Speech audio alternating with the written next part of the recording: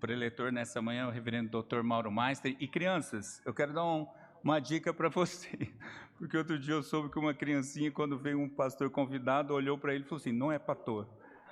Não, gente, é pastor também, só não é o nosso pastor daqui da igreja. O currículo é grande, e por isso eu vou resumir muito.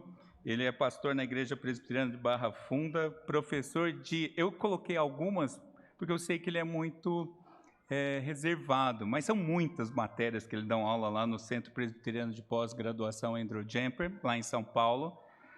Autor de livros, artigos, atua na Associação Internacional de Escolas Cristãs, e eu acho que a partir de agora são os currículos que ele mais gosta. Ele é marido da Denise, que está aqui à frente, pai do Avner, sogro da Júlia, pai da Nina, sogro do Lucas. Tem um título muito bom aqui, ele é genro da dona Sheila, acho que seja um bom genro, não é? E tem um título novo que ele recebeu recentemente, que eu perguntei para ele está gostando muito, que é o título de Avô do Theo. Daqui a pouco vocês vão entender tudo isso aqui no batismo. Reverendo Mauro, por favor. Meu professor, uma alegria tê-lo aqui, que honra para nós, e eu quero orar pelo senhor. Se quiser se organizar aqui. Como sempre, a igreja é convidada a ouvir a palavra de Deus com oração. Oremos. Senhor Deus, obrigado por este privilégio, por este tempo. Usa o teu servo, o teu filho Mauro, mais uma vez, como o Senhor tem feito ao longo do tempo. Usa-o com poder, com autoridade celestial, e a nós, fala ao nosso coração pelo teu Santo Espírito, de tal forma que saiamos daqui transformados, mais parecidos com Cristo Jesus, o nosso Senhor, em nome de quem oramos. Amém. Amém. Amém. Graça e paz, irmãos. A gente sabe que crente não tem o costume, nem deve viver em jogo, apostas, mas lá em casa o bolão que está rolando é quanto que eu vou chorar hoje. Mas tudo bem, faz parte. Eu queria, com alegria, convidá-los a abrirem suas Bíblias em Gênesis capítulo 17, e nós vamos expor uma parte desse capítulo. Eu vou projetar de vez em quando o texto, mas é muito melhor que você leia na sua Bíblia do que na projeção. Vou projetar alguns títulos, talvez, mas é importante que você tenha clareza de que nós estamos focados na Santa Palavra de Deus, na Santa Escritura. Nós vamos começar lendo Gênesis 17, do verso 9 até o verso 14. Ao longo da exposição, eu vou ler o restante desse capítulo. Diz assim a palavra de Deus: Disse mais Deus a Abraão: guardarás a minha aliança, tu e a tua descendência, no decurso das suas gerações. Essa é a minha aliança que guardareis entre mim e vós e a tua descendência. Todo macho entre vós será circuncidado. Circuncidareis a carne do vosso prepúcio. Será isso por sinal de aliança entre mim e vós. O que tem 8 dias será circuncidado entre vós. Todo macho das vossas gerações, tanto o escravo nascido em casa, como o comprado a qualquer estrangeiro que não for da tua estirpe. Com efeito, será circuncidado o nascido em tua casa e o comprado por teu dinheiro. A minha aliança estará na vossa carne e será aliança perpétua. O incircunciso que não for circuncidado na carne do prepúcio, essa vida será eliminada do seu povo. Quebrou a minha aliança. Eu li na Nova Almeida atualizada. Oremos. Senhor, nós pedimos agora que a tua palavra, iluminada pelo teu Espírito, fale aos nossos corações. Que nós sejamos edificados na pessoa do Teu Filho, Jesus Cristo. E assim, ó Deus, nossos corações mais afeitos, mais próximos desse que é o nosso Redentor e o nosso Salvador. Ajuda-nos a entender essa palavra, a entender essa preciosa doutrina e sermos, ó Deus, edificados por Ti mesmos. Que as palavras dos meus lábios e o meditar do meu coração sejam agradáveis na Tua presença, Senhor meu, rocha minha, Redentor meu. Amém. Como vou ter o privilégio hoje de batizar o pequeno Theo, achei por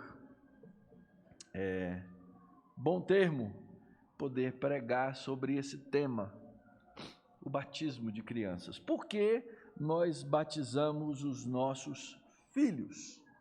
Afinal de contas, esse é um tema controverso. A grande comunidade evangélica nos dias de hoje não batiza crianças. Esse era um costume e uma doutrina seguida pela igreja por mais de 1.600 anos, até que houve uma mudança de tom doutrinário, e hoje as igrejas que batizam as crianças, na verdade, são a minoria e não a maioria. E a grande pergunta que eu recebo das pessoas é: pastor, me dá um texto na Bíblia para provar esse batismo infantil. Essa não é uma prática herética que algumas igrejas protestantes copiaram do catolicismo romano? Alguns dizem que presbiterianos são católicos disfarçados, porque seguem essa doutrina. Em primeiro lugar, querido, eu não tenho como lhe dar um versículo da Bíblia para isso. Na verdade, eu tenho como lhe dar uma teologia para isso. Uma teologia. Nós não fazemos teologia em um versículo da Bíblia. Nós cremos que a Escritura, dada ao longo da história, com a sua própria lógica e com o seu todo, nos leva a essa sólida conclusão. O batismo de crianças segue uma lógica neotestamentária fundamentada em duas vertentes. O batismo das famílias, no livro de Atos, todos eram batizados como um sinal da aliança, e o Antigo Testamento, que claramente faz com que os nossos filhos sejam reconhecidamente filhos da aliança e sejam marcados com o selo e o sinal da aliança, que no Novo Testamento é exatamente o sacramento do batismo. A palavra sacramento, ela traduz do grego a palavra mistério. E nós temos dois mistérios que nos foram entregados pelo Senhor Jesus, dois sacramentos. O sacramento do batismo, que é o sinal da entrada no corpo de Cristo, e o sacramento da ceia, que é a marca da nossa permanência no corpo de Cristo. São essas duas ideias fundamentais e básicas. E ainda que o formato do sinal que havia no Antigo Testamento seja muito diferente do formato do que nós temos no Novo Testamento, o significado desse batismo vem da Escritura como um todo. E é importante ressaltar que esse significado do batismo que nós temos dentre as igrejas protestantes que batizam seus filhos é muito, mas muito diferente do significado do batismo infantil no catolicismo romano. Os significados são amplos. Isso merece uma aula aqui na EBD para explicar essas coisas.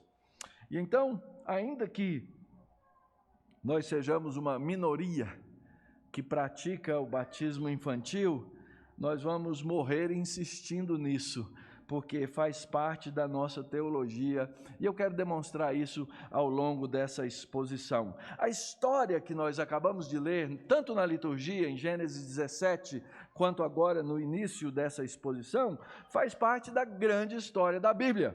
É um todo da Escritura que se desenvolve desde o livro de Gênesis até o livro de Apocalipse, e que tem uma história que continua depois da história que nos é narrada ou apontada no livro de Apocalipse. A Escritura, então, nós costumamos dividir nessas 4 grandes seções: a criação de Deus, a rebeldia do homem, a queda, a redenção, que está no nome dessa igreja, caminhando para onde, irmãos? Nós estamos caminhando para uma consumação. Essa história da aliança de Deus com o seu povo começa lá na criação e vai até o novo céu e a nova terra.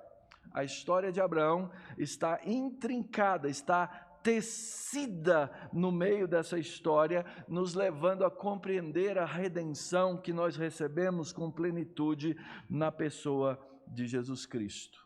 E é lendo a Bíblia como um todo, irmãos, que nós aprendemos como é que Deus lida com o seu povo ao longo da história. E como eu, e como você, e como nossas famílias, e como a nossa casa, e como a igreja, na qualidade de família de Deus, é parte dessa história.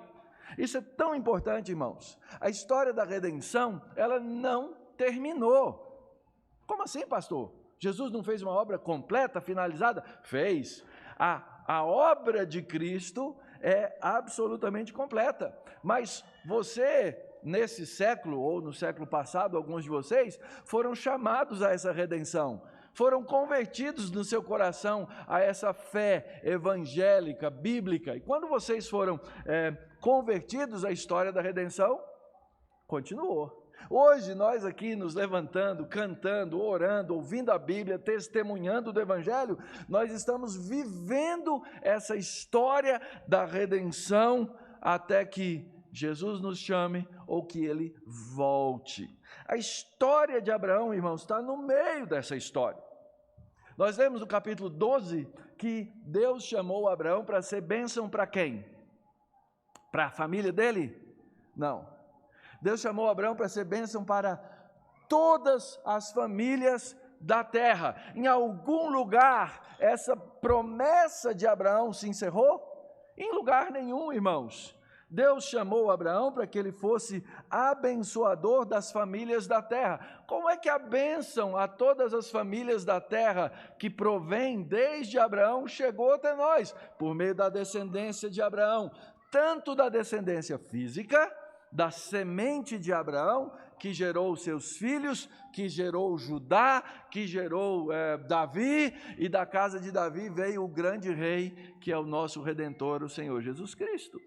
Essa bênção que Deus proveu a Abraão para abençoar todas as famílias da terra, é a bênção que continua a valer até hoje. Ela se expandiu. Meu nome é de procedência alemã, Meister, eu só tenho um nome mesmo. Tem gente que diz que eu sou meio parecido com Hitler, mas tudo bem. Eu não sei o seu sobrenome. Pode ser de várias procedências. Bom, vou citar uns aqui. Tem um mundo de Pereiras e Ribeiros aqui, de procedência portuguesa. Temos um Clavim Inocente, é o meu genro, tá vendo? Até o sobrenome dele eu sei, olha aí. Procedência leta, procedência italiana. E se eu começar a perguntar aqui, a gente vai achar gente de muitas raças, línguas, povos e nações. A bênção de Deus, que Deus prometeu a Abraão, continua. Abraão é o pai da fé, e a gente sabe que ele foi um pai da fé que mostra como a graça funciona, porque ao longo da história de Abraão, a gente vê Abraão, o pai da fé, duvidando o tempo inteiro. Ele duvida várias vezes, mas ao mesmo tempo Deus lhe derrama graça e ele crê. O capítulo 15, tão importante no livro de Gênesis, diz que ele reclamou com Deus: Deus, olha, eu estou sem filhos. O Senhor me disse que eu seria uma grande nação, eu estou aqui ficando velho, minha mulher está velha, já passou o período de ter filhos, nós não temos ninguém. Como é que fica isso? Deus chamou Abraão: sai da tua barraquinha, filho, olha para o mundo, Olha para a extensão da criação que eu fiz, olha para o céu, olha para as estrelas, assim será a tua descendência. Olha para a areia do mar, assim vai ser a sua descendência. Sabe o que eu estou vendo aqui agora, irmãos? A descendência de Abraão diante dos meus olhos. Deus confirma a sua promessa. O texto de Gênesis 15, versículo 6 diz: e Abraão creu. Isso foi a justiça de Cristo que foi dada a ele. E aqui nós temos então a semente dessa grande teologia da Escritura, que é a teologia da justificação pela fé. Então, a primeira coisa que a gente está aprendendo já aqui agora é que a teologia do Antigo Testamento não é desconectada da teologia do Novo Testamento. É uma teologia bíblica só. E os descendentes de Abraão são aqueles que têm a mesma fé, segundo o apóstolo Paulo, com toda clareza. São aqueles que são descendentes de Abraão na fé. E vocês estão aqui diante dos meus olhos nessa manhã. Cada um de vocês, famílias da terra, formando uma grande família, que é a família de Deus. Quando chegamos no capítulo 17, Abraão tem 99 anos de idade e ainda não tem um filho legítimo com a sua esposa Sara. O capítulo 16 de Gênesis narra que ele resolveu dar um jeito nas promessas de Deus com as suas próprias mãos, ele e Sara. E narra o texto que ele teve um filho ilegítimo com uma mulher chamada Agar. Ele de novo reclama de Deus. E é nesse capítulo que Deus aparece e diz assim: Abraão, eu sou El Shaddai. Você está achando que eu sou quem? Eu sou o Deus Todo-Poderoso. Eu sou o Deus que promove a vida, que cria a vida. Essas crianças, queridos, que estão aqui, elas não são meros acidentes biológicos. Elas são filhos de Deus, criados pelo Senhor para a glória de Deus. E Deus então diz: eu sou todo-poderoso. Abraão, seu papel é ser fiel, anda na minha presença, ser perfeito. E aí a graça de Deus entra e inunda. É muito bonito quando você lê esse texto na língua original, no verso 2. O texto diz assim: eu farei contigo uma aliança. Na verdade, quando você lê o texto lá na sua origem, o texto diz assim: Abraão, eu vou te dar uma aliança. A aliança, querido, sempre é um presente de Deus para o seu povo.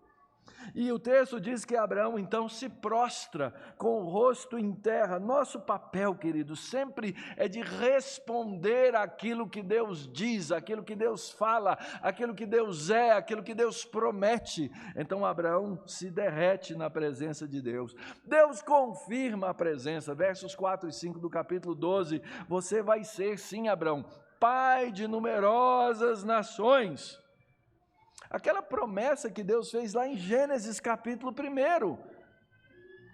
Sejam fecundos, multiplicai-vos, enchei a terra. Aqui Deus está simplesmente confirmando, dizendo: Abraão, eu vou ser o seu Deus e eu vou ser o Deus da sua descendência. Eu vou ser o Deus dos seus filhos. E a você eu vou dar essa terra e a sua descendência eu vou dar essa terra. E é a partir desse ponto, irmãos, que nós lemos o verso 9. É quando Deus diz e promete a Abraão, ou ordena a Abraão, o sinal da aliança. Essa aliança, esse elo, essa conexão que Deus estabelece, Ele faz por meio de símbolos. A palavra aliança, na Bíblia hebraica, ela tem essa ideia, é um elo criado, um laço de amor. E essa palavra, ao contrário do português e outras línguas, ela não tem uma forma verbal. Nós sempre, em português, nós temos a palavra pactuar, pacto e tem o verbo pactuar. A aliança tem, inclusive, um verbo não usado, que é aliançar. Ele existe. No hebraico não tem. Então, essa palavra sempre vem acompanhada de um verbo. E um verbo que é muito comum é a ideia de cortar uma aliança. Eu vou cortar uma aliança com você. Talvez lá na sua infância você tenha feito aí alguma aposta com algum coleguinha, alguém, olha, vamos correr, quem vai vencer? Às vezes essas alianças eram de sangue, lembra? Cortava-se um pedaço do dedo, cuspia na mão, né? E aí você colocava assim, né? Os dois tinham que dar a mão, e aí você chamava alguém. Lembra o que a gente fazia? O pastor lembra. O que é? Corta aqui, lembra? O que era essa pessoa que vinha cortar essas mãos? Era a testemunha da aliança. Ele cortava, era um sinal da aliança. Era ele dizendo o seguinte: eu sou a testemunha, se você ganhar, eu voto a seu favor, ou vice-versa. Ele era a testemunha. Na Bíblia, essa ideia de cortar, ela veio por meio da circuncisão. Essa aliança com Abraão e sua descendência, com toda a sua casa, que vai gerar o povo de Israel, era marcado no Antigo Testamento pela circuncisão. Se você tem muita dúvida a respeito disso, as crianças vão perguntar em casa, você se vira para responder depois, não é? É o que a gente hoje chamaria de uma operação de fimose. Não é? Era cortar da carne do prepúcio, era um sinal físico de algo que deveria representar uma vida espiritual, os pecados deixados para trás, a possibilidade de estar lavados na presença de Deus. E aqui vem um ponto que é fundamental. Se você entender essa parte, você pode ser capaz de entender a ideia do batismo infantil. Gente, a igreja não nasceu no livro de Atos. A igreja de Jesus Cristo, ela nasceu lá no livro de Gênesis, no capítulo 3. Quando nossos pais pecaram, e tendo pecado, Deus voltou e fez uma promessa de salvação, aquele famoso proto-evangelho. Todas as pessoas em todo o tempo que creram no Senhor, ou creram na sua promessa, sempre fizeram parte da igreja de Jesus Cristo. Antes da vinda dele, eram salvos pela promessa. Depois da vinda dele, são salvos porque enxergam a promessa cumprida. Então, no Antigo Testamento, a igreja de Jesus Cristo, ela é representada na figura de Abraão, depois na figura de Israel, do povo de Deus. Então, nós preservamos boa parte da verdade da igreja do Antigo Testamento na teologia do Novo Testamento. Da onde é que foi tirada a ideia de batismo, gente? Batismo era feita por muitas religiões. Aliás, quase toda religião tem rito de iniciação. Esses ritos de iniciação eram feitos de diferentes maneiras. Algumas tinham esse rito de iniciação por meio da circuncisão mesmo. O que a Bíblia faz é pegar esses símbolos e dar um significado especial teológico. Então, Abrão, que é o pai da fé, é também um dos pais da igreja. Se você pegar Hebreus capítulo 11, você vai entender isso. Você vai entender que a igreja nasce com os nossos primeiros pais e seus filhos. Quem é o primeiro que é citado na galeria da fé de Hebreus 11? Abel. Abel era crente, irmãos. Você vai encontrar o irmão Abel no céu. Ele é parte da igreja de Jesus. E ele creu, porque ele ouviu o evangelho de quem? Dos seus pais, dos nossos primeiros pais. Particularmente, eu acredito que vou encontrar esses primeiros pais diante do Senhor, salvos pela mesma fé. Israel é um projeto de Deus temporário que representa na face da terra a igreja. A aliança e os rituais, eles são transferidos. Nós recebemos dos rituais do Antigo Testamento 2. Quais são? O batismo e a ceia. O batismo corresponde a quê? A circuncisão no Antigo Testamento. A ceia é o quê? É a Páscoa, irmãos. Esses dois sacramentos, que são ordenanças do Senhor Jesus, elas são estendidas. Olha só o significado, irmãos. Vocês vão circuncidar. Olha só o sinal da aliança e a obediência. Essa é a aliança. Vocês vão guardar. Todo macho será circuncidado. Eu vou ser o seu Deus. E vocês vão ser o meu povo. Agora pensa comigo, irmãos. O que é que nós fazemos dos nossos filhos? Se nós não os batizamos, eles são o quê? Até que professem a sua fé. Eles são? Responda. Nada. A igreja não tem autoridade sobre eles. Os líderes espirituais não têm autoridade. As únicas pessoas que têm autoridade sobre as crianças são os pais, mas ninguém. Mas nós entendemos que essa família da fé, com os seus líderes, tem autoridade sobre os nossos filhos. E tendo autoridade sobre os nossos filhos, eles fazem, nós faremos, essa igreja fará aqui um compromisso hoje, como fez com todas as outras crianças batizadas, de que vão abençoá-los no crescimento da fé. É por isso que existe aquilo que Deus faz, a aliança que Ele dá, verso 4, quanto a mim, e aí nos versos 9 a 11, você faz o quê? Você responde à aliança de Deus. É óbvio que a circuncisão, ela sempre foi uma circuncisão que era representada na carne, para ser algo do coração. Não podemos esquecer disso. Toda circuncisão feita na carne, que depois não correspondeu ao coração, o que acontece com ela? Ela perde o seu significado, ela perde o seu valor, mas por outro lado, a aliança da graça de Deus, ela gera obediência.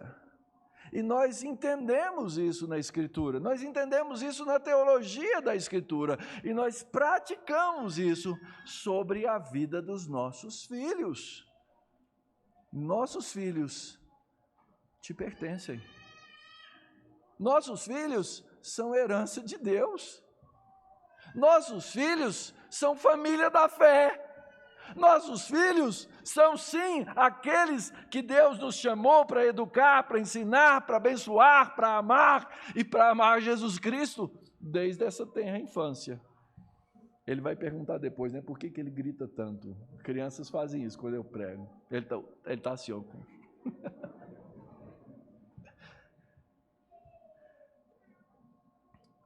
São filhos da fé, irmãos. São herança do Senhor. São a bênção de Deus. São a graça manifesta sobre nós, pecadores redimidos. O sinal da aliança é entregue. Abraão tinha que fazer o quê? Obedecer. É claro que isso tem e deve ser feito para gerar mudança. Deixa eu ler essa segunda parte aqui. Disse Deus também a Abraão: a Sarai, tua mulher, já não lhe chamarás Sarai, porém Sara, mudança. Abençoá-la-ei e dela darei um filho. Sim, eu a abençoarei e ela se tornará nações. Reis de povos procederão dela. Então se prostrou Abraão, rosto em terra, e riu e disse consigo: olha o pai da fé duvidando, tá? Esse aqui é o pai da fé duvidando. Um homem de 100 anos há de nascer um filho? Dará à luz Sara com seus 90 anos? Disse Abraão a Deus: tomara que Ismael viva diante de ti. Ele voltou a esperança para o filho ilegítimo de novo. Ele falou assim: Senhor, não tem jeito mais, já deu, já passou, já era. Deus tinha acabado de dizer para ele: Abraão, eu Shaddai, eu sou todo poderoso. Alguns versos depois, o pai da fé está fazendo o que de novo? Duvidando. Mas Deus respondeu: de fato, Sara, tua mulher, te dará um filho. Ela pode ter 90 anos. Se ela tivesse 120 ou 150, Abraão, eu sou o Deus da vida.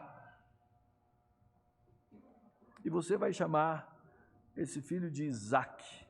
E com teu filho eu vou estabelecer a minha aliança, aliança perpétua para a sua descendência. Veja só, se nós somos descendentes de Abraão na fé, e essa promessa é uma aliança perpétua, inclusive no seu sinal, nós continuamos a receber a bênção do sinal.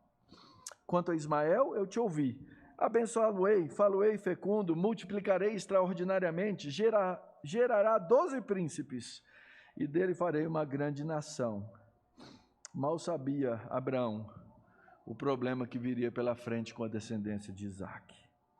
A minha aliança, porém, eu farei com Isaque, a minha aliança, porém, estabelecerei com Isaque, o qual Sara te dará à luz.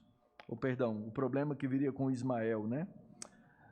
A minha aliança, porém, estabelecerei com Isaque, o qual Sara te dará à luz. E nesse mesmo tempo, daqui a 1 ano, e fim dessa fala com Abraão, Deus se retirou dele, elevando-se.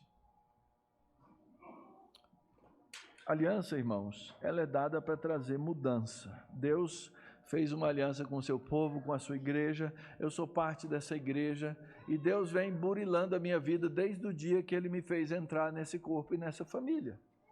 33 anos depois, como pastor, eu ainda olho para a minha vida e falo assim: eu preciso mudar, eu preciso mudar, eu preciso melhorar. É um crescimento espiritual que nos é chamado como uma resposta.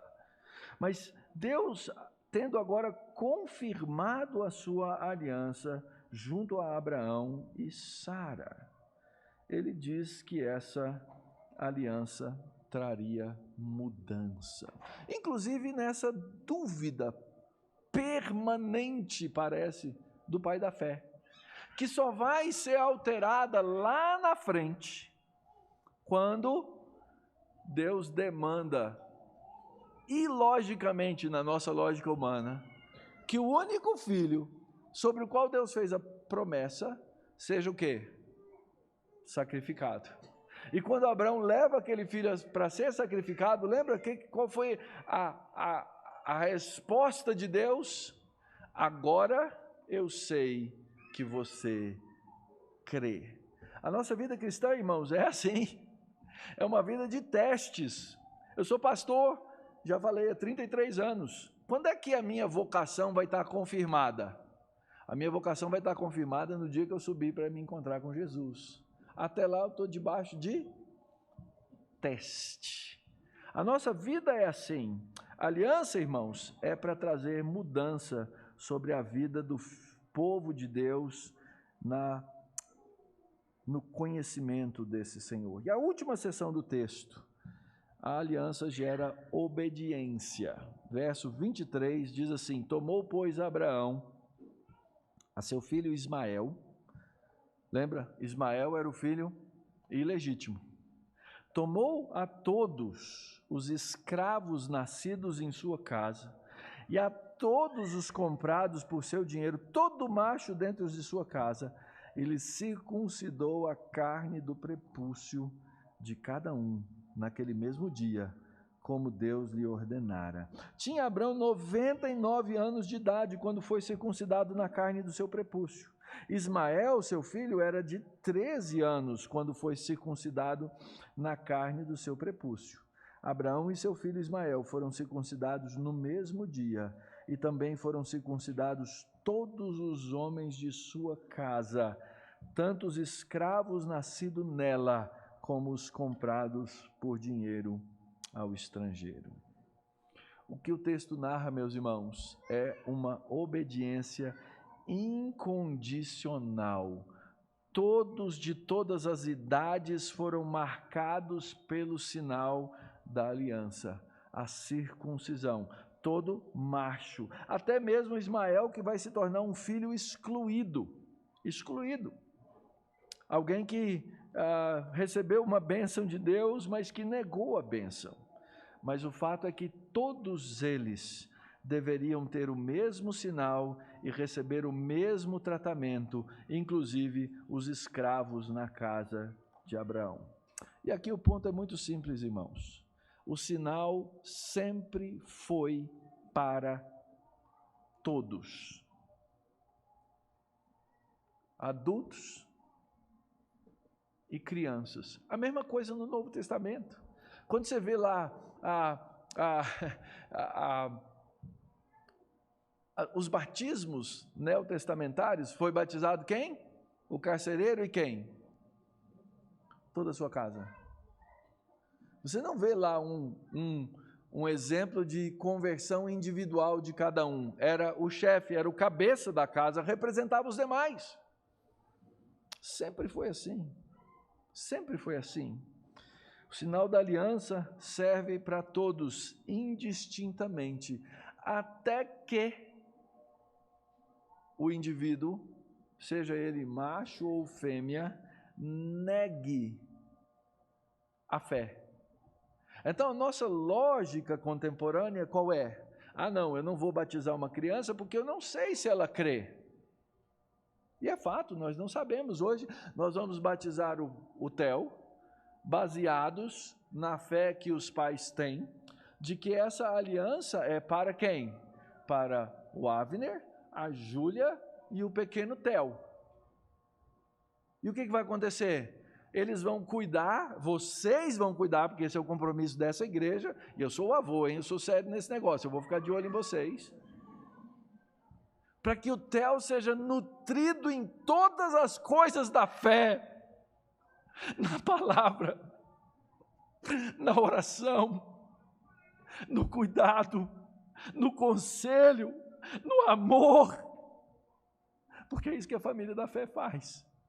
E numa esperança, irmãos, na esperança de que o pequeno Theo cresça e ele manifeste pessoalmente que Jesus é o Senhor e Salvador da vida dele. Mas ele será tratado, ele será cuidado como membro dessa família na fé. E não como alguém que não tem os laços da família da fé. Essa é a grande diferença entre batizar os filhos e não batizar os filhos. Essa é a transição da igreja do Antigo Testamento para o Novo Testamento. No Antigo Testamento, essa igreja era representada por Israel.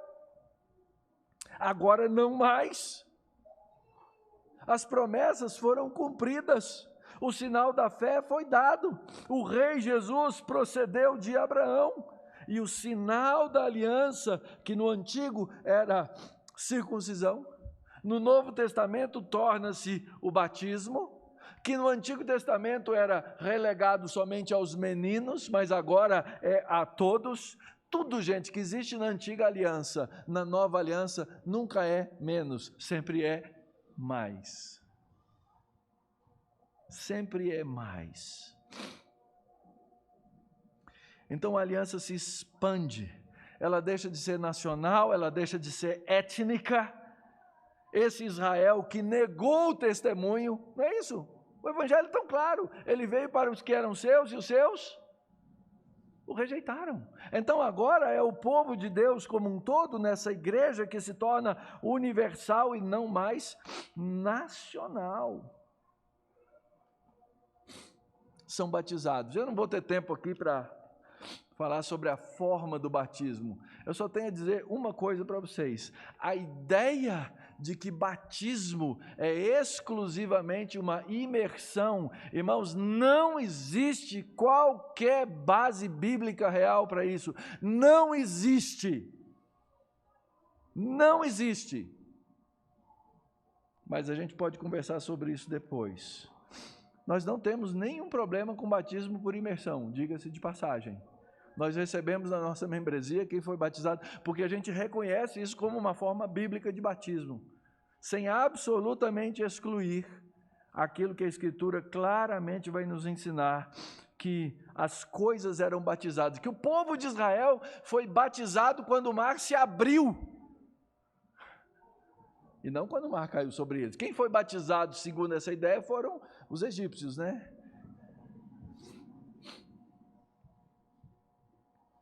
foram batizados na nuvem, foram batizados no pilar de fogo. Hebreus capítulo 9 diz que eram as cerimônias antigas de purificação, que é a palavra batismos, não é? Eram feitas de forma só externa, e aí fala que esses batismos eram de sangue, com o tabernáculo, eram batizados os utensílios, o altar era batizado, tudo era batizado, e não dava para imergir nada daquilo. Então, nós entendemos, pelo Antigo e pelo Novo Testamento, que o povo de Deus foi batizado e as suas casas eram batizadas. Então, a circuncisão, como símbolo, foi mudada para o batismo no Novo Testamento, e nós continuamos a abençoar as nações através do batismo dos nossos filhos. Por último, tem 1 minuto e 27 segundos no meu timer aqui. Quando nós batizamos, irmãos, nossa confissão de fé, nossos catecismos, dizem que esse batismo é um batismo que representa a regeneração das pessoas. Mas a gente sabe que a regeneração vem antes do batismo, né? Você vai confirmar com essas pessoas. Só que nós nunca temos certeza, não é fato? A gente recebe um testemunho externo, a gente recebe um testemunho vocal, verbal, mas a gente espera a continuidade de um testemunho pessoal. Ou seja, você foi batizado, quantos foram batizados e depois foram excluídos? E eu espero que sejam excluídos, se de fato não correspondem ao testemunho da fé. Então nós oramos no batismo de um adulto, rogando a Deus: Senhor, confirma no céu isso que nós estamos aqui representando por meio de um sinal na terra. É um mysterium, é um sacramento. Então, o indivíduo é batizado, se ele negar a fé, ele é o quê? Excluído. O princípio é o mesmo com as crianças, irmãos. Nós batizamos os nossos filhos e nós rogamos a Deus e nós nos comprometemos e nós ensinamos a eles a respeito da fé. E até que eles neguem essa fé, eles serão tratados e cuidados como filhos da aliança. Essa é a maneira como nós entendemos que a Escritura nos conduz nesse ritual, que é o ritual do batismo, que representa para essas crianças que estão aqui filhos da aliança, e que representa para o pequeno Telzinho, para os íntimos Teteco, que ele será amado como filho na fé, e que nós vamos cuidar dele dessa maneira. Então, para concluir, queridos, o que faremos? Primeiro, obedeceremos. Irmãos, eu acho que largar os nossos filhos fora da família da fé é desobediência. É incorrer em erro. É sério. Meus filhos serão tratados como filhos que pertencem à família de Deus. Segundo, creremos. É o ato de fé dos pais e da família da aliança sobre os nossos filhos. Nós lemos na Escritura, e a Escritura diz que eles são o quê? Herança do Senhor. Trate como uma herança do Senhor, não como uma maldição, como bênção. Terceiro, seremos consistentes. O batismo, irmãos, no seu ensino, no compromisso, no nos debruçar, no discipulado desses pequenos. Eu dou graças a Deus porque eles estão aqui sentados, tentando entender esse pastor que grita e esbraveja no púlpito. Saiba uma coisa, muita coisa entrou e pode ficar nessas pequenas mentes e corações. Quarto, pregaremos o Evangelho na obediência.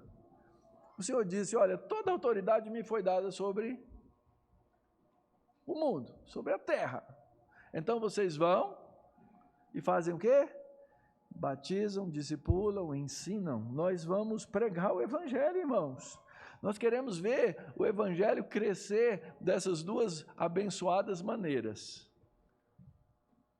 Quando a gente vai a todo mundo e vê o Espírito Santo trazendo e criando filhos de Deus pela conversão, e quando nós temos os nossos próprios filhos na família da fé e os educamos nessa família, batizando-os em nome do Pai, do Filho e do Espírito Santo. Assim, igreja do Senhor, continue. Vão por todo mundo. Continuem a gerar filhos para a glória de Deus, batizando-os nesse precioso trinitário nome, Pai, Filho e Espírito Santo.